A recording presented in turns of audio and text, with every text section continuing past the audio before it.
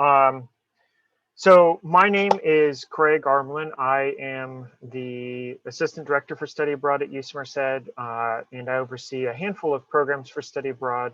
Um, so mostly Italy, Africa, South America, Middle East, and some programs kind of outside of the UCAP portfolio.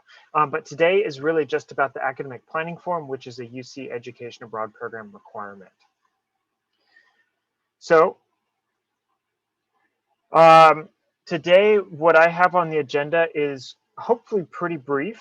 I want to talk about what the academic planning form is, what it does, what its purpose is. We'll talk about the degree map, which is essentially page 1. We'll talk about the course plan, which is page 2, and kind of some follow-up items, and then leave time at the end for question and answer.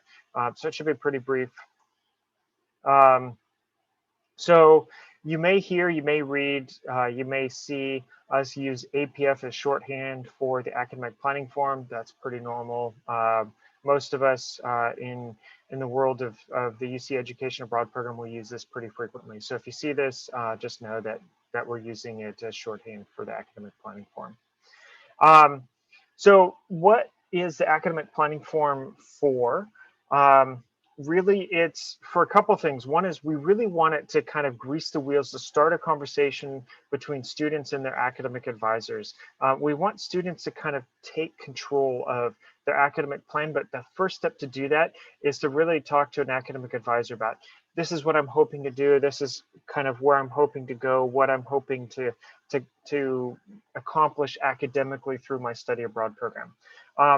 Part of it is about helping students to really be able to better articulate how study abroad fits in with your academic purpose and your academic goals, partly because this is going to be needed to advocate maybe to your academic advisor, or if you need to appeal something. It's also really helpful when it comes to being able to describe why you've chosen a certain program or the courses that you've chosen for a particular program when you're going to apply for a scholarship.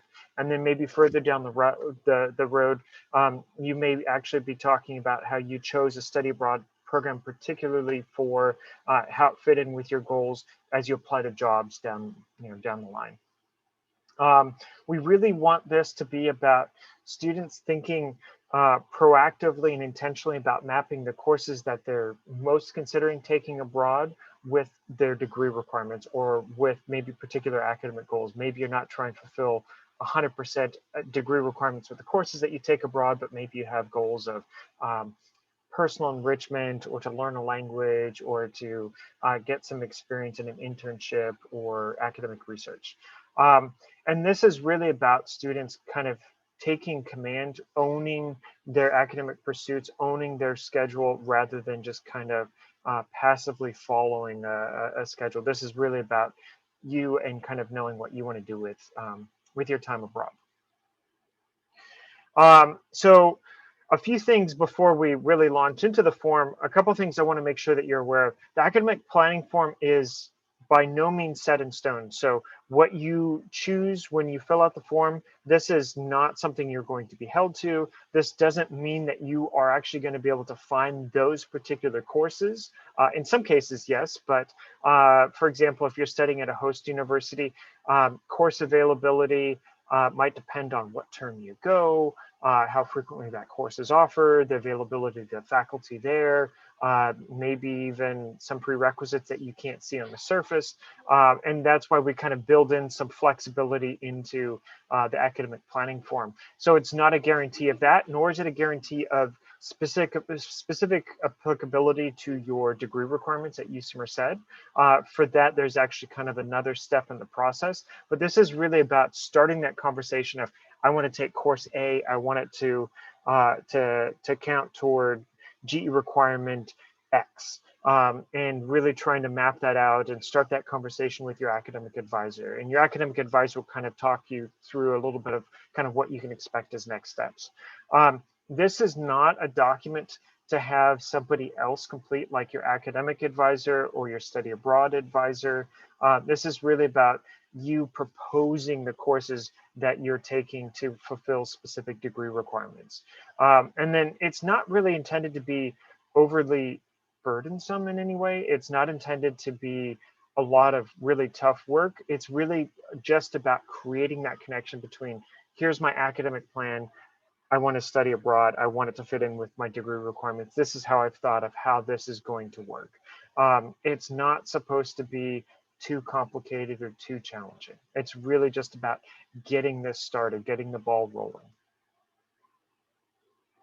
So page 1 is what we call the degree map. And what you should know about it is it's really about you mapping out from the start of your time at UC Merced, including the courses you've already taken, the courses you're enrolled in now, the courses you plan on taking between now and when you go abroad, while you're abroad, and even after you return, if you do return from study abroad to take classes on campus. So a few different resources that you should be using, or at least I recommend students use, to use either the 4-year plan, sample plan, or the roadmap, which you can find in the My Degree Path area, UC Merced transcript, especially an unofficial transcript, although official works just fine. And then the My Degree Path itself, because the My Degree Path actually shows you what requirements still remain to be fulfilled for each student. And so you can take a look at those 3 in order to kind of fill out page 1 of your academic planning form. A couple tips: you're welcome to use shorthand, so don't feel like you need to write everything out. You might have seen it in the sample. Just write span 111 if that's all you need. Feel free to write in, bioelective or upper division bioelective or Shaw elective, whatever the case may be. Feel free to use any sort of kind of shorthand to fill in those variables where it's not a specific course that you need, but really just kind of an area that you need. And of course, you can still, you still want to be thinking about everything that you need between now and the time that you go abroad as well, or sorry, and the time that you return from abroad and graduate, as well as everything that you've completed along the way, and make sure that you're kind of covering all of your requirements on that route. So page 2 is really about the courses you plan to take abroad or hope to take abroad. And again, this is where it's not a guarantee that you'll find these specific courses. There are some programs where we know pretty much these are the courses that they offer. There aren't any exceptions.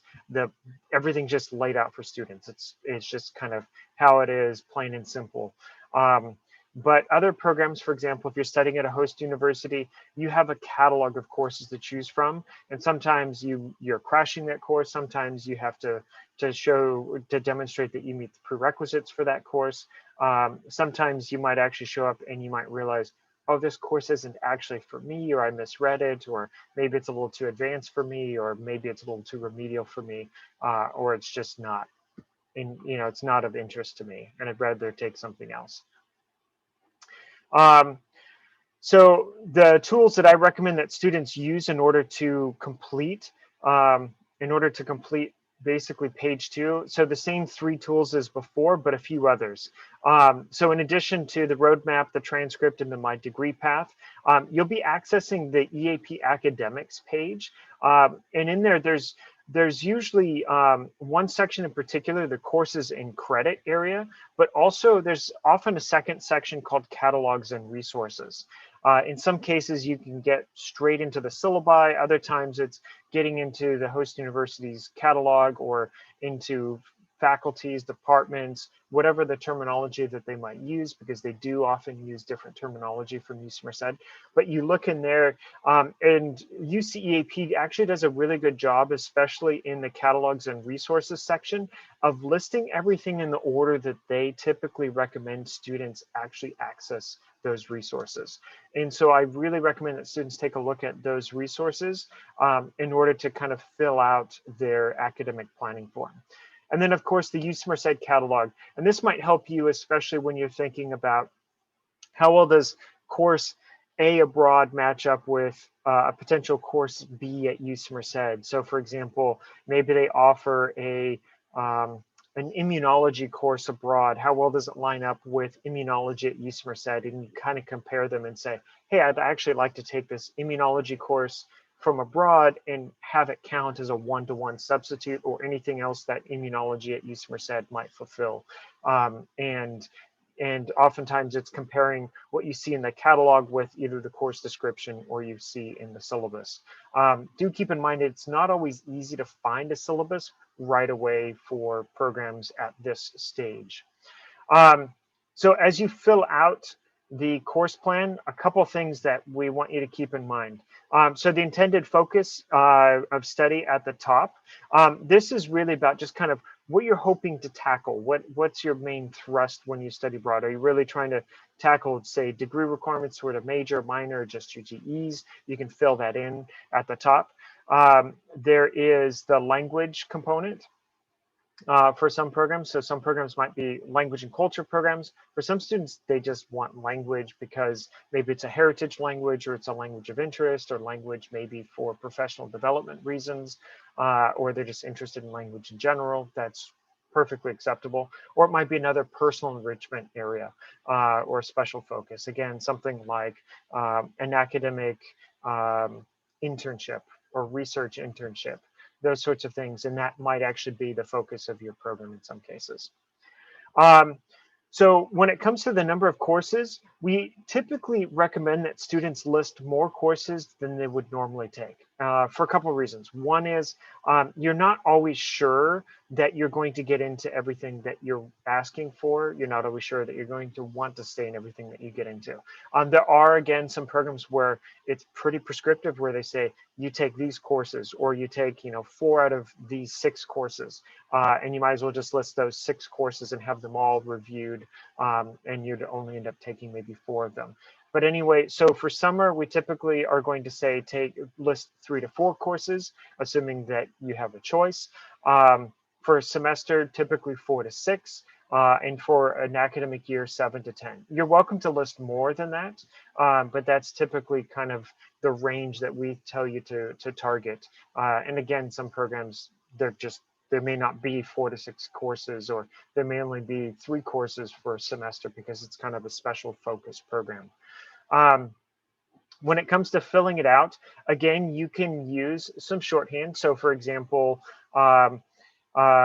when it comes to actually listing the courses abroad, we're going to recommend as much as you can to actually use UCEAP's course subject code and course number, just because that's going to align with what appears in the UCEAP course catalog. I know that that doesn't always exist. In fact, some programs or some courses may not actually have subject codes immediately, or may not have course numbers immediately. And so sometimes you have to leave that blank and just move on to the next field, to the course description or to the course title. Go ahead and list the course title as as descriptively as you can. If you need to abbreviate, that's not a problem, as long as it can easily be recognized as that particular course. For units, keep in mind that we always want to see semester units on there. When you look at UCEAP's course catalog, unless it says semester units next to it, you should assume that everything's in quarter units. Okay. If you need to convert from quarter units, basically divide by 1.5. That's the ratio of quarter units to semester units. And then anything that you really like, I recommend that you actually bookmark or save or find, have some sort of system in place to be able to come back to those courses, because you want to basically be able to come back when it comes to completing the course approval form later down the road, if you're not filling it out at the same time as your academic planning form. Moving further over across the form, as you're listing out the courses, check boxes, for everything that you think it might fulfill. It's okay if you're not sure. Go ahead and propose it. I think this counts as an upper division elective in my psychology major, my cognitive science major, or whatever. Go ahead and check that box. And even next to it, go ahead and use shorthand for what requirement you think it's going to fulfill. Maybe it's going to replace a course. Maybe it's COGS, I don't know, 132, or just upper division psychology elective or upper division bio elective. Go ahead and fill that in. This is what you're proposing. Again, it's not set in stone. You don't have to be certain. It's really about making a case for, this is why I think this course should be able to fulfill this requirement for me. As I mentioned earlier, I really do recommend that you save the courses that you found, but also I recommend that you save the form to fill out for backup options for two reasons, especially right now with COVID. Some programs might be suspended depending on just kind of circumstances. But not only that, for anybody who's doing one of these programs like English universities, Chilean universities, Irish universities, Scottish universities, you're actually ranking your university choices. So you might have a first, a second, a third, and so on choices depending on the program. And while you're doing it for University 1, you may actually need to kind of refill out part of the form for University 2 further down the road. So I recommend that you save a copy on your computer so that you're not redoing it from scratch. In there, you should see a section for the academic advisors. One section says for academic advisors only. Leave that blank. That's really for them to fill out. A, whether it's the course is likely to fulfill a requirement for you, and B, any sort of comments and notes. Shaw likes to put a lot of comments and notes in there. Go ahead and leave that blank for them to complete. And then kind of where do things go from there? So next, you want to make sure that that your academic planning form is complete. You want to make sure that it's signed and dated. You want to send it to your academic advisor, and then you want to get it submitted into the My Study Abroad portal. If you have trouble with that, let your your study abroad advisor know that you're having trouble getting it uploaded. If you're having trouble getting through to your academic advisor, let your study abroad advisor know so that we're not just waiting and not thinking that you've missed something. The next step is to start gathering course syllabi. For some programs, that's available already right from the UCEAP courses and credit or catalogs and resources section. Go ahead and start collecting those. Once you have those, in some cases you get them now, in some cases you get them shortly before you go, in other cases you don't actually get them till you arrive in country or your program begins or your courses begin. But once you have those, feel free to go ahead and submit them to the course approval form. So just so that you're aware, each school has a course approval form. You go to the advising site, in the form section, they'll have a course approval form. Even if it's, say, a natural sciences requirement for a Shaw major, you submit anything that would normally be housed in natural sciences to natural sciences for substitution. Otherwise, it'll probably go to the course approval form for the school most responsible for that subject area. But for example, say you take a communications course abroad. Well, we don't have communications at UC Merced, but it most closely aligns with Shaw. You would submit that to the Shaw form.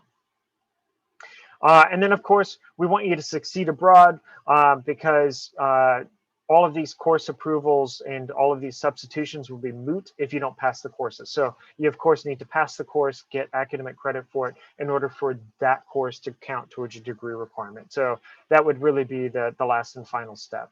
And that's essentially kind of what it is, how to fill it out, what we're looking for, and kind of some of the tools and recommendations that we have for students. At this point, I want to leave it open for questions. I don't see anything in the chat yet, but feel free to drop in your questions. And again, any sort of frequent or common questions we'll add to maybe an FAQ section as appropriate. Questions?